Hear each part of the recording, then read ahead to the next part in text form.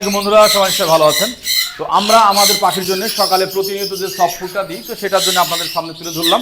আমি আতিক।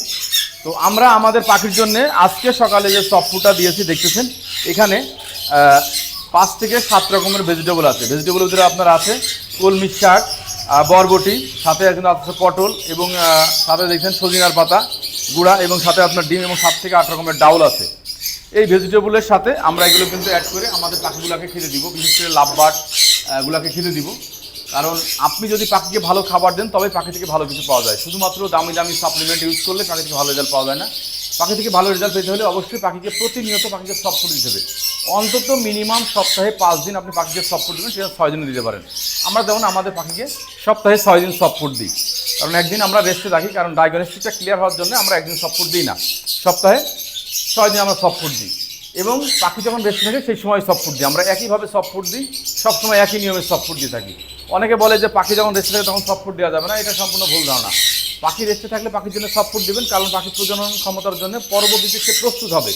এই জন্য অবশ্যই পাখি যখন বিড়ে থাকবে বা পাখি যখন আপনার রেস্টে থাকবে তখন অবশ্যই সফট ফুড দেবেন। এবং এখন জুন জুলাই এই 2টা মাস লাভবার্ড পাখি রেস্টের সময়, বা কোকাটেল বা অন্য নিউট্রিশনের পাখি এখন ব্রিড করে।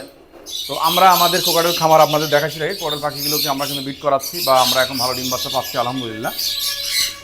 তো এই কারণে আমরা চেষ্টা করি আমাদের পাখিগুলোকে প্রতিনিয়তই সফট ফুড দেওয়ার। আপনারা যারা আমার ভিডিও দেখেন তারা অবশ্যই পাখিকে সফট ফুড দেবেন, এবং সফট ফুডের ভিতরে চেষ্টা করবেন বেশিভাবে যে খাবারগুলোতে প্রোটিন আছে, বিশেষ করে ডিম, যেটা প্রোটিনের ভালো সোর্স।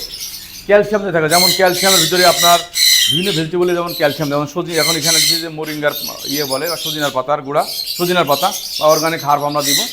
যে খাবারটার ভিতরে আপনার ক্যালসিয়ামের সোর্স বেশি থাকে সেই খাবারটা দিবেন। পাখির শরীরে ক্যালসিয়ামের প্রচুর প্রয়োজন আছে।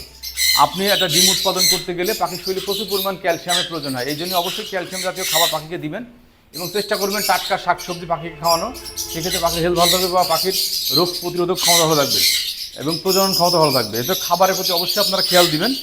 ভালো খাবার দিলে পাখি থেকে ভালো কিছু পাওয়া যায়। আমার মূল মেসেজ হচ্ছে যে আপনি পাখিকে ভালো খাবার দিবেন, পাখি আপনাকে ভালো কিছু দিবে।